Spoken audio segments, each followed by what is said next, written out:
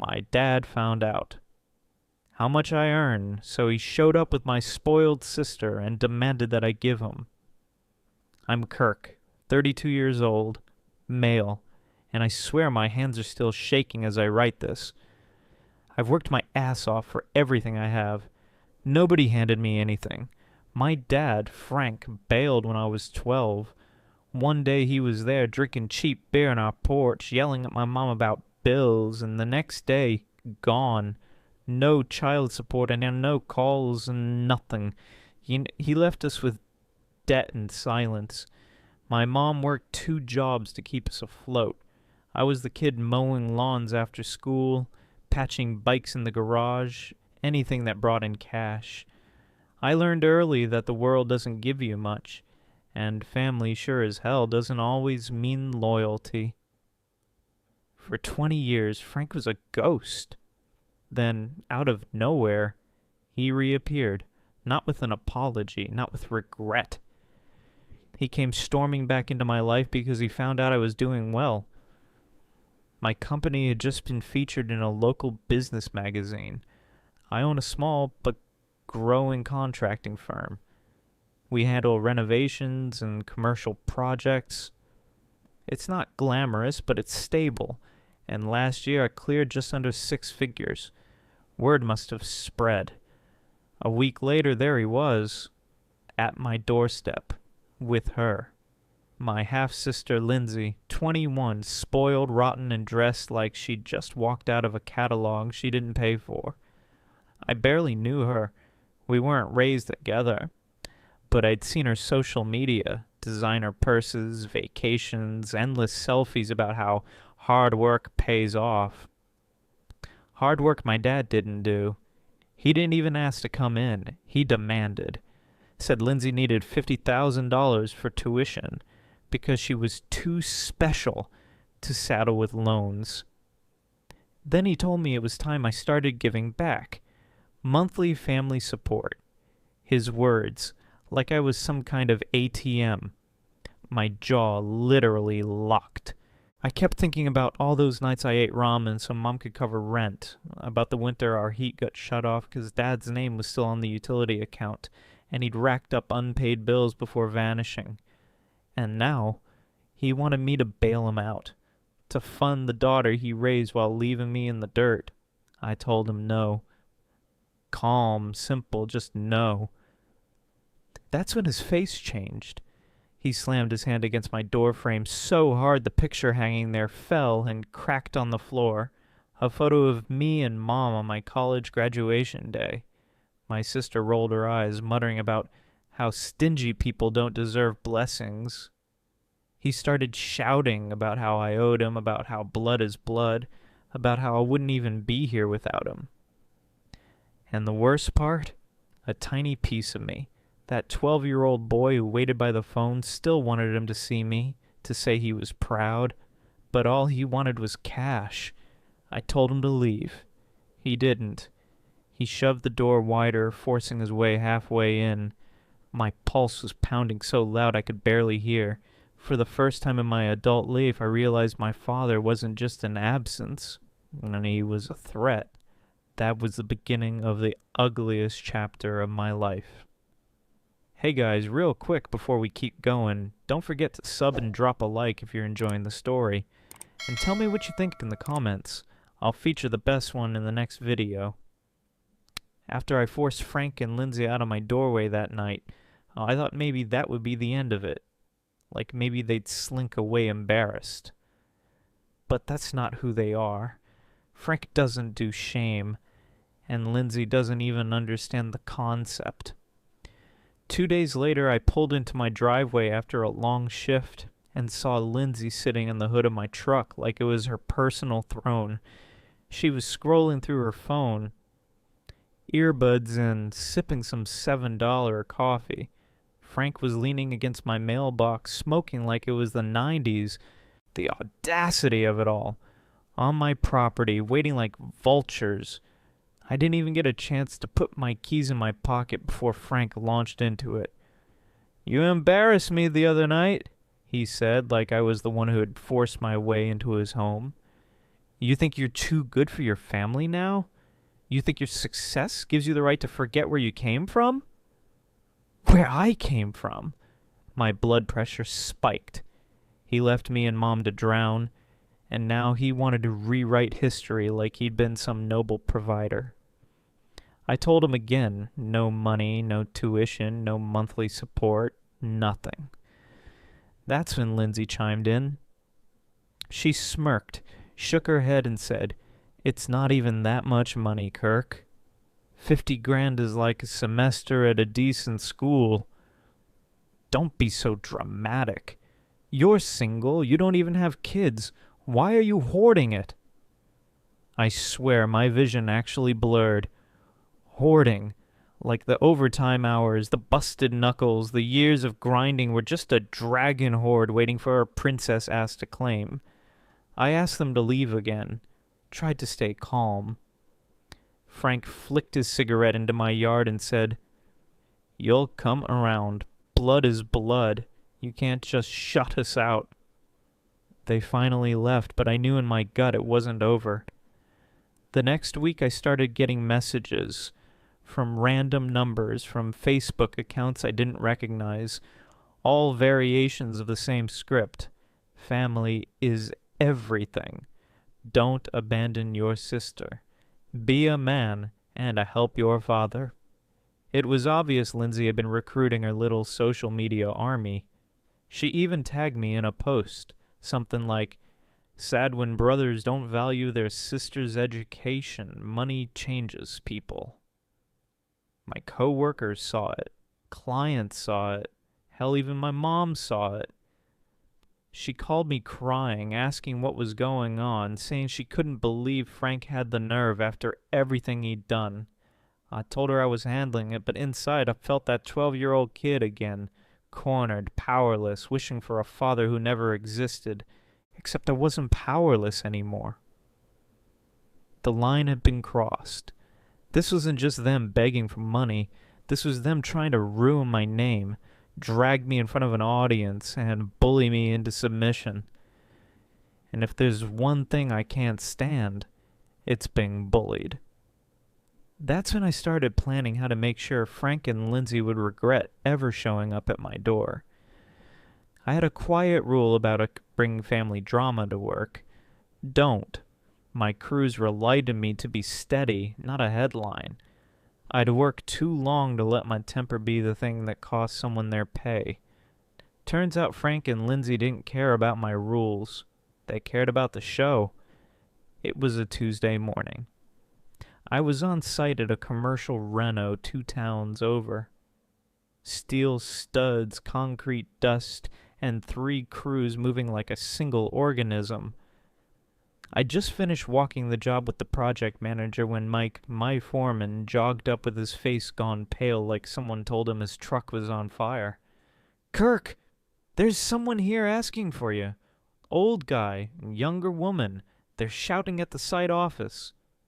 Mike's voice had that tight edge to it you get when something small could blow everything up. I told him I'd handle it and walked toward the site trailer. The closer I got, the more I realized it wasn't just a passive asking. It was a full-on scene. Frank had planted himself in front of the trailer door with his chest puffed out, like he owned the whole lot. Lindsay was leaning on the company sign, heels clicking on gravel, lips moving in that bored Instagram way. She dragged a camera and was filming. Of course she was. Dead-eyed commentators for an audience that didn't know the years of rent and ramen behind my pay stub. "You're embarrassing us," Frank was yelling, voice raw. "You've been showing off in that magazine, thinking you're God. Well, you owe family." I stepped forward and asked them to leave. I kept my voice low. I couldn't risk some dumb thing becoming a safety violation. OSHA loves drama. Frank shoved past me. No big swing, just a shove that sent my shoulder into the trailer door. Adrenaline went hot in my veins. I didn't like it. The 12-year-old in me felt the old open wound, abandonment, humiliation, but the 32-year-old had a crew to protect. Lindsay laughed and flicked something across the table, the cheap latte she'd been nursing. It spilled onto paperwork. The project manager lunged to grab the papers and swore. "This isn't your fight," he said, more to calm the clients on the conference call than anything else. But then Lindsay reached up and grabbed the contract folder, client names, schedules, and shredded it with manic satisfaction. I heard paper tear like the sound of a slammed door on everything I'd built. Mike stepped in to pull her hand away. Lindsay swung, hard, with a manic little shove.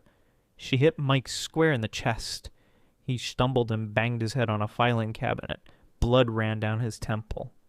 All logic left the room. My hands were on Frank's collar before I understood I had moved.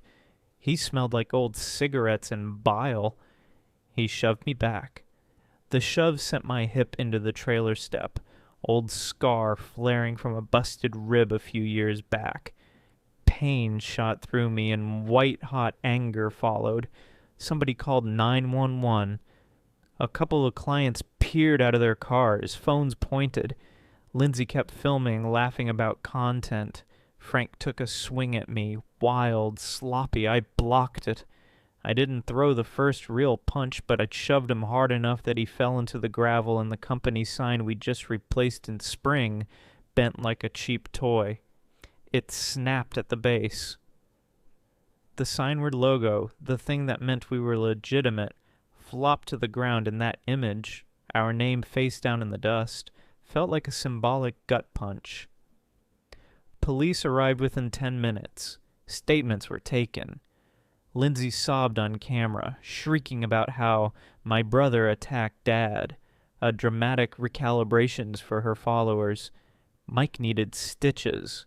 A client walked off-site, furious about the ruined contract. Quotes I'd worked on for months suddenly felt fragile, like a whole house of cards. That night, I sat on my tailgate and stared at the broken sign on my pickup bed. The metal edge bit into my palms. My head was ringing from the adrenaline and the cold, slow realization that this wouldn't be a one-off. They'd come to the job site. They'd made it physical. They'd marked my business, my crew, my livelihood. In the back of my head, a small, awful thought pushed through. They were testing me, seeing how far they could push before I folded. I did not fold. I hated myself a little for that. For the surge of satisfaction that came the moment I decided I would not be bullied. But the righteous part of me, dirty, tired, angry, felt something like relief. This had just become a different war.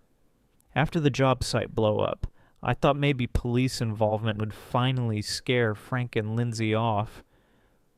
Charges could have been pressed. Mike had every right after needing stitches, but he's loyal to a fault. He told the officer he just slipped. I knew he was covering for me, and I hated that my mess had bled into my crew like that. But Frank and Lindsay, they doubled down. 3 days later, I woke up to the sound of glass shattering. It was 2:14 a.m. I remember because my phone lit up on the nightstand right as I jolted awake. I grabbed the bat I keep under my bed and ran to the front. My living room window was spiderwebbed, glass all over the hardwood. Outside, headlights flicked off fast and a car tore down the street. I knew. I didn't even need proof. It was them. The next morning there was a note shoved into my mailbox. Big red marker, all caps. Pay your family or you'll lose more than windows. No signature, but Lindsay had doodled some stupid heart at the bottom like this was high school. I reported it, of course. Filed a police report, gave them the note. But unless I caught them on camera, it was circumstantial. That word became a knife in my side. I installed cameras around my house that same afternoon, every angle covered. It felt invasive, like giving up my privacy, but I had no choice. Mom called me that night. She'd gotten a visit from Frank. Showed up pounding on her door like a tax collector. He told her I was turning my back on blood, and that she needed to talk sense into me. She told him to go to hell, but I could hear the old fear in her voice. He'd broken her once, and now he was circling back like a shark. The next escalation hit me at work again. This time it wasn't physical, it was worse. A client emailed me saying they were reconsidering a contract after receiving disturbing information. Attached were screenshots from a brand new Facebook page called The Real Kirk. Lindsay had posted pictures of me, pulled from my company's site, with captions like, "He abandoned his own family. If he treats blood like trash, how do you think he'll treat clients?" I felt my stomach sink into my boots. My business, my reputation, the thing I built with every 5 a.m. start and busted knuckle, was being dragged through Lindsay's influencer wannabe circus. That night I sat in my truck outside a diner just staring at the cracked screen of my phone. Rage, humiliation, exhaustion, it all blurred together. But under it something colder was forming, a kind of focus I hadn't felt before. Frank and Lindsay thought I'd cave under pressure. They thought guilt and shame would make me fold. But they didn't understand who I'd become. I wasn't 12 anymore. I wasn't powerless. I decided right then. They weren't just going to be stopped. They were going to regret ever walking back into my life. Update. Hey everyone, quick pause to say some of y'all were unbelievably right and also wildly entertaining. I posted a short clip of the job site confrontation, and the night the photo got smashed. Nothing graphic, just the audio, the torn contract, the sign face down. And it blew up faster than I expected. Comments ranged from "burn the house down," LOLs, please don't, to a dozen people DMing me screenshots of posts where Lindsay was already rewriting the script. One commenter said, "If he shows up to your work again, call the cops and let the charge stick." Another one, this one stuck with me, said, "Show receipts, not rage. Expose them." It hit like a cold rack of ice. Show receipts. Get incontrovertible truth in front of people who mattered. Clients, the town, my mom, so their circus couldn't twist it. So that's what I did. First I used the cameras. All the footage from my house and the job site went into a folder. I time-stamped everything, labeled each clip, 2:14 a.m. glass, site shove, contract shred. I sent copies to Mike and the project manager and asked them to sign a short sworn statement to back up what they'd seen. Then I took the footage to the police station in person and left a copy with the desk sergeant. I wasn't asking them to do my emotional labor. I was creating a paper trail. But receipts alone aren't pretty revenge. I also needed them visible. I made a short video in 5 minutes, tight as a bandage, that started with the cracked graduation photo and ended with Lindsay's live stream where she laughed about content. In the middle were the facts, dates, times, the note from the mailbox, the police report number, Mike's stitches, the client who walked off site. No yelling, no theatrics. Cold black and white facts. I posted the video to my business page and sent it privately to every client who'd emailed asking if the rumors were true. I wrote a short, raw caption. This is what showed up to my house and job site. This is why I said no. The immediate result was deliciously practical. 3 prospective clients pulled their bids back after looking at Lindsay's page and then the video. One longtime client called, said, "Kirk, I didn't want to believe it, but that's not the man I hired." He stayed, but 3 others left. Lindsay had tried to weaponize my reputation. I weaponized evidence. Then I hit social pressure. I printed copies of the police report and the signed statements, put them into a simple packet, and hand-delivered them to the HOA, to the small business association in town, and to the builder who'd pulled his crew off the job when the contract was shredded. People don't like having their time and money threatened. Seeing the receipts made them stop and think, who's on the side of truth here? Frank's reaction was the part I'd almost expected, a meltdown that would embarrass a soap opera villain. He called Mom constantly, sobbing like he'd been hit, threatening the legal action, begging for cash. Lindsay went full PR, tearful live streams, DMs to local influencers about a family in crisis, and a GoFundMe with a sob story that left out a few inconvenient details, like the police report number in the comments. That night she showed up at my door with her phone out, live streaming me opening it. I kept my hands off her phone, but I did something I'd thought about for 3 nights. I opened the GoFundMe publicly, highlighted that the page omitted the fact police had been involved for harassment and property damage, and asked the platform to remove it for being fraudulent. Within 24 hours, the money was frozen pending verification. Lindsay screamed at me, called me names, and shoved the cracked picture into my hands, the very photo she'd knocked from the wall months ago.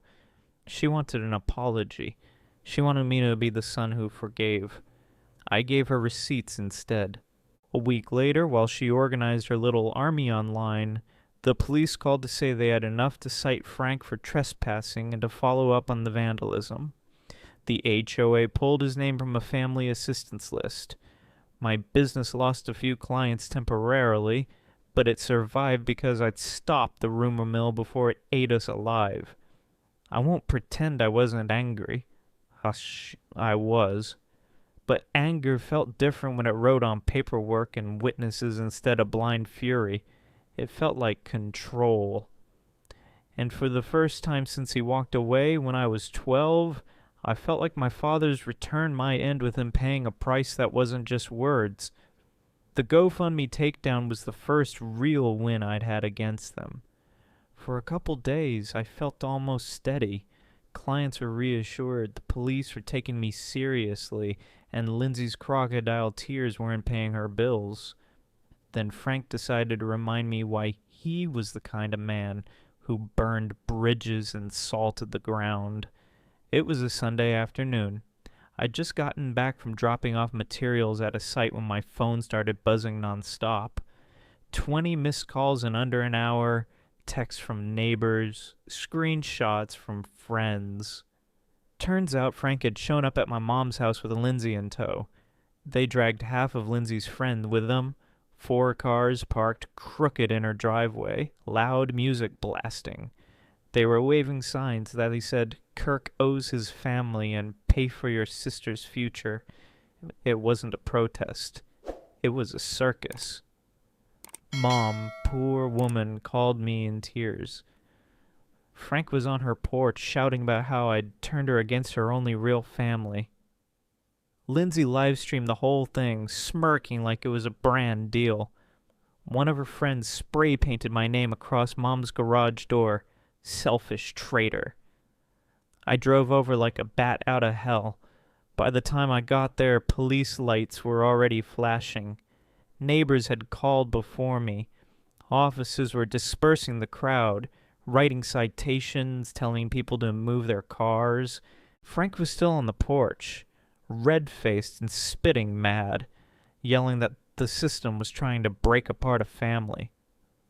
Lindsay was in full meltdown and fake crying into her phone. When she saw me, she actually screamed, "You ruined my life!" Like my refusal to pay her tuition was worse than them vandalizing my mom's home. An officer pulled me aside and told me flat, "This is harassment.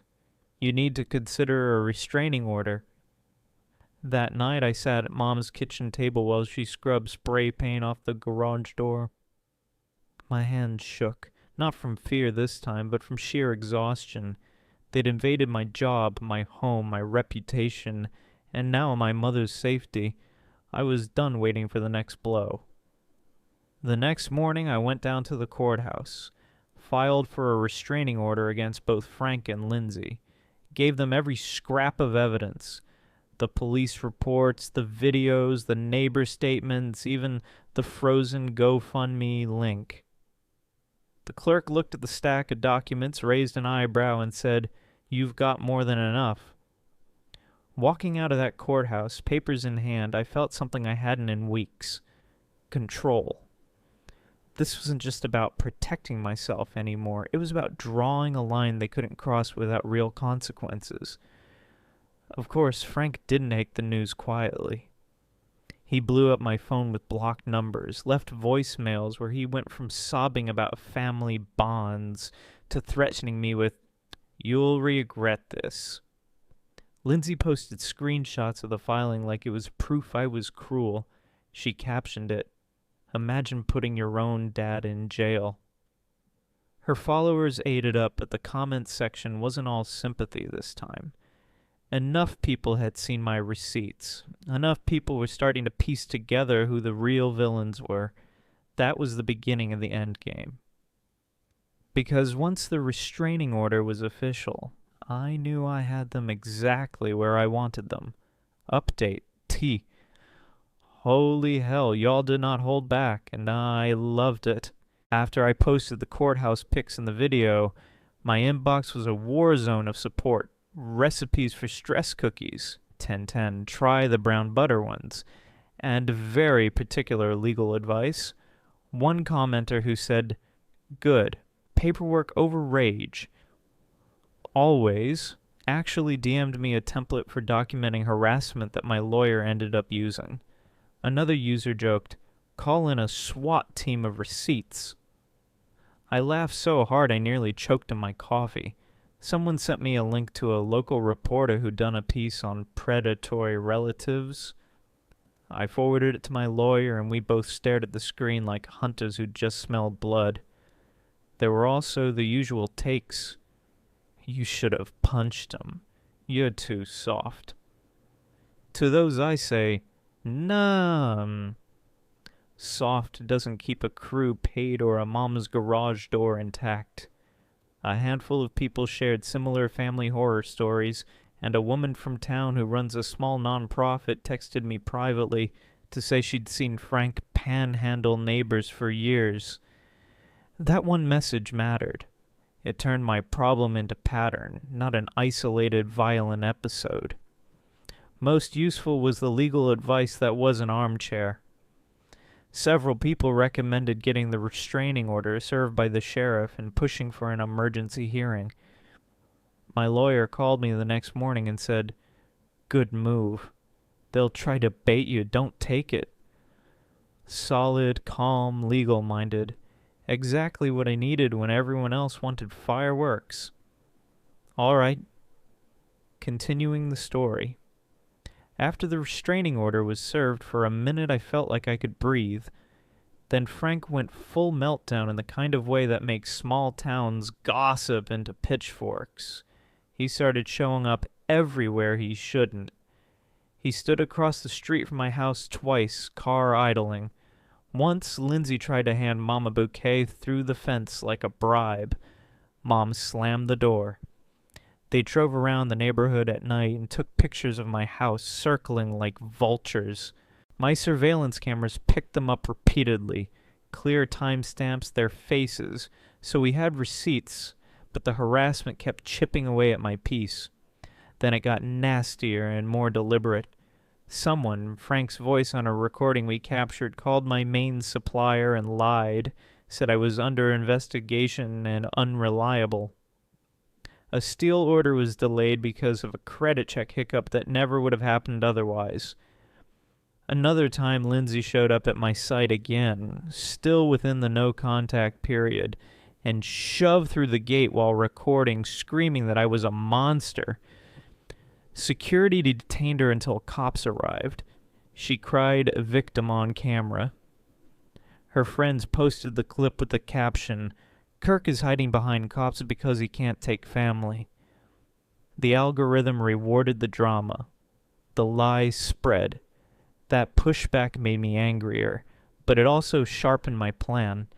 I wasn't going to stoop to their level of smear and showmanship. I doubled down on the law. I gave the police the new footage. I had my lawyer file for contempt of court for the trespasses and for harassment. I contacted the supplier, walked them through the reality, and handed them the police report and the video. They apologized and rerouted the order. The builder who'd walked off site.